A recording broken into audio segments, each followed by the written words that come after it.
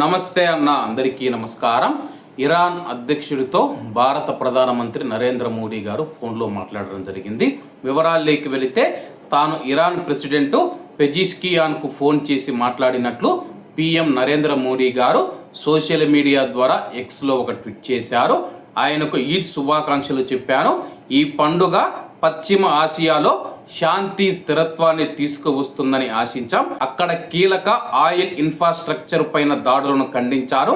దీనివల్ల ప్రాంతీయ స్థిరత్వం దెబ్బతిని గ్లోబల్ సప్లై చైన్కు అంతరాయం కలుగుతుంది.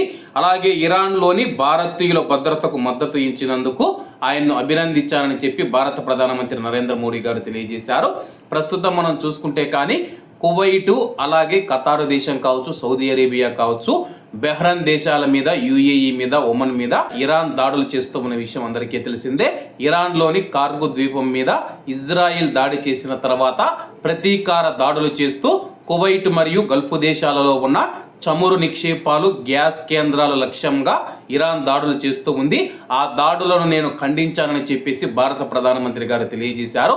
ఆయిల్ క్షేత్రాల మీద, గ్యాస్ కేంద్రాల మీద దాడులు చేయడం వల్ల ప్రపంచవ్యాప్తంగా ఉన్న ప్రజల మీద అది ప్రభావం చూపుతూ ఉందని చెప్పేసి దయచేసి అటువంటి దాడులు ఆపాలి. ఆ దాడులు నేను ఖండించినట్లయితే నరేంద్ర మోడీ గారు తెలియజేశారు.